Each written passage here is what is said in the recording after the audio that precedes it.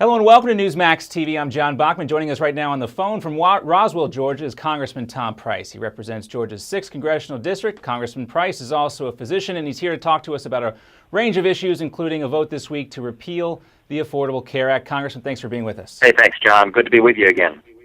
Yeah, it's my pleasure. Glad to have you back. Real quickly, just wanted to get your take. This has been in the press, in some outlets in the press more than others, but the abortion doctor in Pennsylvania, Kermit Gosnell, was just convicted on 3 counts of killing babies who were born alive, acquitted of a 4th count.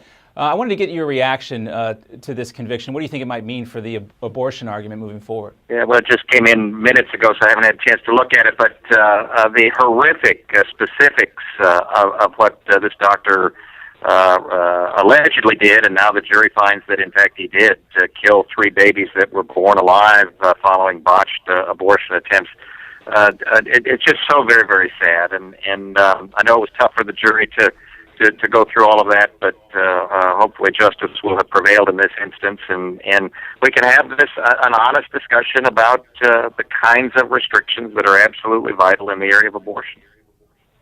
Yeah, so that's obviously going to be an important case moving forward. Let's move on also and talk about this vote coming up this week.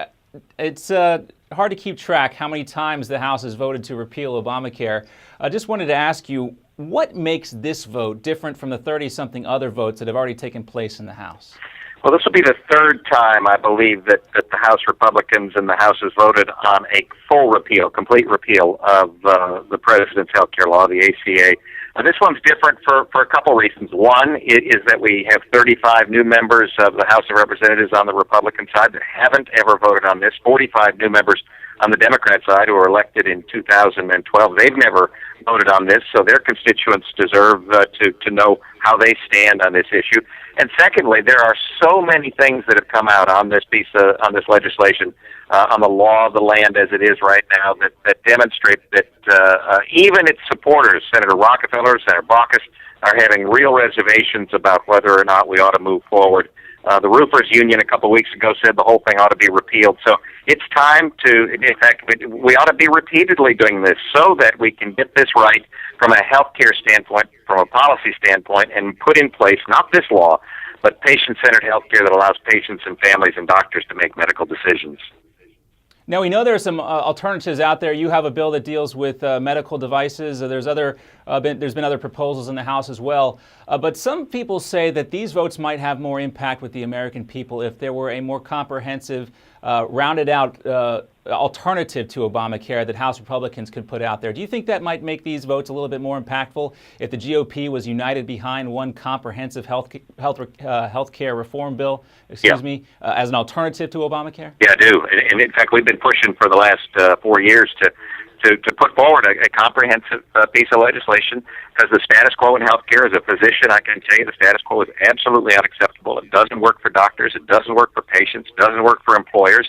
The law that was passed is even worse and will make things worse from a healthcare standpoint. So, yes, we've been pushing for a comprehensive piece of legislation that provides for getting folks coverage, health coverage, so that everybody can select the kind of health coverage that they want, not that the government forces them to buy, that solves especially the insurance challenges of portability and pre-existing. You ought not lose your insurance if you change your job or you lose your job, and you ought not be priced out of the market if you have an awful diagnosis. Those are just holdovers from a bygone era of health coverage. And then we can save hundreds of billions of dollars. We've got to end the practice of defensive medicine, and there are wonderful positive ways to do that.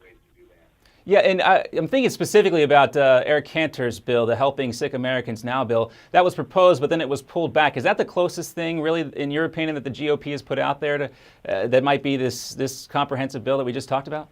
Well, that addressed the issue of pre-existing illnesses, and that is one area that needs to be addressed. However, there are many others, and whether we do it piecemeal or whether we do it as a comprehensive piece of legislation, the kinds of issues like the coverage, access, affordability, quality, innovation, responsiveness of the system, choices for patients, all of those things need to be addressed, and they can be with positive solutions that result in patients being in charge, not the government being in charge. Let's take a closer look at your bill that looks at medical devices.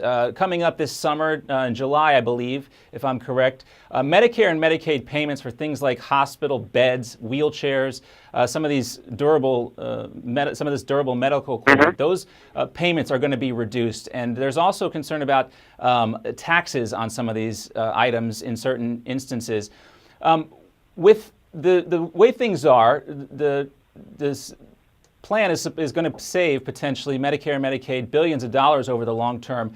Why do you propose your bill? Why does the status quo need to change? And why is your bill necessary? Well, if saving billions of dollars over a period of time means that patients can't get what they need from a healthcare standpoint, then I'm opposed to that. I believe we can save money as a society, but have patient choices and options be much greater than they currently are. In the durable medical equipment area, the area that you cited, we've got a piece of legislation that would help solve this.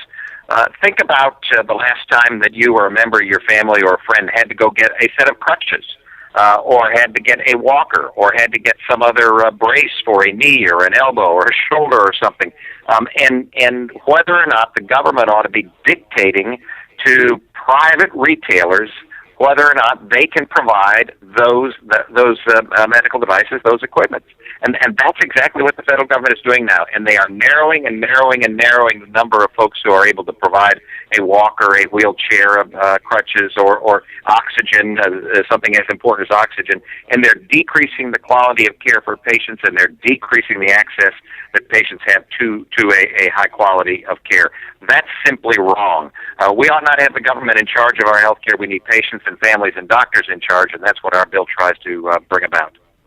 And would you say you're concerned that this might be the first area where we really do see some concrete examples of rationing of health care in reference to Obamacare? Starting this summer, perhaps in July when it takes effect? It's probably much more evident in this as the next step, but it's been present already. And I say that because the kinds of rationing that's occurring right now is rationing by cost and rationing by prices, and by the ability of the FDA and other governmental arms not to allow the kind of innovation that exists elsewhere in the world. There are many, many countries now who are way ahead of us from a healthcare innovation standpoint. And it's not because our doctors and our scientists don't know how to do these things. It's because the federal government won't allow them to occur. So we're getting a denial of quality healthcare in this country based upon government action. That's why patients and families and doctors ought to be the ones making medical decisions and not Washington, D.C. There are some folks out there who are saying that this repeal vote, is just a chance to get everybody on record here, both Democrats and Republicans, for the 2014 midterm elections. Everybody needs to know where they stand. I wanted to get your reaction to a quote I read coming from Nancy Pelosi. She said that the House GOP called this vote because, quote, they don't really have anything else to talk about. Do you think those words will come back to haunt former House Speaker Nancy Pelosi? Well, the number of words that come back to haunt the former speaker, there's a long list of those, like you got to pass the bill so you can read it and find out what's in it. We've read it. Members of the Republican conference in the House of Representatives have read it. Candidates who succeeded in running for office in the fall of 2012 on the Republican side have read it, and they know that they think that it's bad policy for quality health care in this country and needs to be repealed. And so we're proud to go on record once again as voting to repeal the president's health care law. All right, let's talk about this IRS issue a little bit, because another former House Speaker, Newt Gingrich, brought up a point today that I wanted to talk to you a little bit about. I know you know Newt very well. Newt said this brings into question Obamacare because it relies so heavily on IRS investigators to look into things. What's your reaction to that? Do you think this is more ammo for you guys' fight against Obamacare here, and looking that the IRS is clearly compromised in this situation? I agree. I absolutely agree. Remember that it's the IRS that is the agency that is supposed to enforce the individual mandate. So for every single American, they have to prove to the IRS, that's why they want 16,000 new IRS agents, to prove to the IRS that they have health coverage that satisfies the government. That's just wrong. So I do think it will have an effect.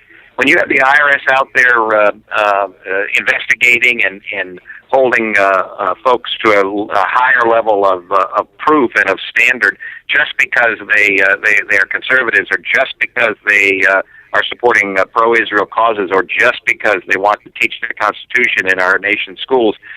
This is very, very troubling, and the president had some strong words today. What he now needs to do is to find out what happened, and then fire the people that were responsible for this, and see where it goes. I believe it goes further on up in his administration, and it comes from a top that says that it's okay to criticize your political opponents with reckless abandon. That happens out of the White House with great frequency, and so people learn it on down the way. Yeah, the president called the behavior outrageous. He's vowed to find the responsible parties and hold them accountable. Do you take the president at his word? Do you think he'll actually do that? Well, every time I've taken the president at his word, I've been disappointed, but I'm pleased to hear what he said. Now we need to see that his action follows his words, and that doesn't happen with any great frequency. But the president rightly expressed his outrage, and this information has just come to light. What we want to know is who in the IRS made this policy? Who allowed this to happen? To whom did they report? When did they notify the Treasury Department that they were doing this? When did they notify the White House that they were doing this? Who did they notify? What did they know? And when did they share that information with the president? And I want to also talk to you real quickly about Benghazi, because this kind of gets into what you were just talking about in this overwhelming theme of how, of the American people wondering how high up this type of stuff goes. But we're also seeing some polling data that shows issues like Benghazi aren't necessarily resonating with the American people. And we don't want to lose sight of the fact that lives were lost in Benghazi. That is, of course, important. But some polling data shows that people aren't really paying attention. There's a Rasmussen poll that came out today that says voter opinion hasn't really changed since last week's whistleblower testimony. And there's also a public policy poll out that shows voters still trust Hillary Clinton more than House Republicans on specific issues, Benghazi being one of them, by a margin of 49 to 39%. What's your take on that type of polling data? Well, I'm never one to believe that you ought to follow polls as it relates to what one ought to do from a policy standpoint or from an accountability and oversight standpoint in Congress. I believe that the polls will take care of themselves if you do the right things. Right now, what we know that happened in Benghazi is that 4 brave Americans are dead, were killed on September 11th of last year, and that we believe that the United States could have responded in a more timely fashion and could have potentially saved the lives of at least 2 of those individuals. That information, that knowledge, that understanding by the American people, and who made the decision not to allow that rescue attempt to occur, that's extremely important information, not just for this case right here, but for all of the men and women across the world who are serving this great country and have to know that there should be no doubts about the American response if they find themselves in harm's way. All right, we'll leave that there for now. And I also want to talk to you a little bit about immigration. Of course, I know you're working on this. The Senate started marking up their version of the immigration bill last week. Do you feel any better about the bill with the new amendments that were added on in the Senate last week? Yeah, I'm troubled because I think that the tripwire of a secure and controlled border is not as strong as it must be. But I'm confident that the House of Representatives will work through this in a very stepwise fashion. I know that Bob Goodlatte, the chairman of the Judiciary Committee, is going to work through this and probably not produce a comprehensive bill, but multiple much smaller bills and targeted bills, so that we can focus on a stepwise fashion to solve the incredible broken immigration system that we have. I think that will garner much more support and confidence by the American people, which is absolutely vital to regain that trust that's been lost for decades. And we have heard a desire from senators like Mike Lee calling for that same thing in the Senate as well. Another topic we've got to talk to you about while we have you here, the 2014 Senate race. I know you just announced that you will not seek the seat being vacated by Saxby Chambliss in 2014. Are you thinking about endorsing any of the Republicans at this time? No, not at this time. We were really heartened and humbled by the amount of support that we received across the 6th District here in Georgia, as well as the state and nation, frankly. But we felt that given the extreme challenges that we have as a country right now, given my role as Vice Chairman of the Budget and on the Ways and Means Committee as well, that the kinds of policy issues that are so vital and important to our country, that we could have the most positive effect right now in the position that we find ourselves. So we're excited about offering for re-election in 2014 and also being in a position to be able to move our country in a positive direction. Now, aside from your personal feelings, you know Georgia politics very well. For the folks who might be seeing this right now, do you think any one of the three announced Republicans, Phil Gingrich, Paul Brown, or Jack Kingston, has an inside track at this point? No, I think they're probably all, if you were going to do a poll on them, I think they'd all probably be running neck and neck. And I don't think that the field is full yet. I think you'll see a number of other individuals jump into this race. All right, last question for you, Congressman. Dr. Price, it's possible, and it's on this possible sale of the cellular phone company Sprint. I wanted to ask you, this company, which is in the hunt for Sprint, has been linked to the Chinese computer giant Huawei, which has been singled out by the House Intelligence Committee for cyber attacks and spying on U.S. businesses. The other big bidder is a satellite company, Dish. Now, do you think at any point the federal government should step in here to make sure that Sprint stays in American hands if there is concern from Chinese companies like Huawei that they might get in there and have some impact and ability to listen into Americans' phone conversations or compromise that Sprint phone network? Well, there needs to be the appropriate oversight and accountability done to make certain that those things are not possible. And this is not in my area of jurisdiction or expertise on the committee side, but it is absolutely imperative that we as a nation and we as citizens of this great nation have confidence that the personal communication that we have is not able to be have gained access to by either the company that's our provider, communication provider, or by other entities, whether be they public or private. All right, Congressman Tom Price from Georgia, great talking with you, sir. Have a great day. Thanks, John. Take care. My pleasure, and thanks for watching Newsmax TV.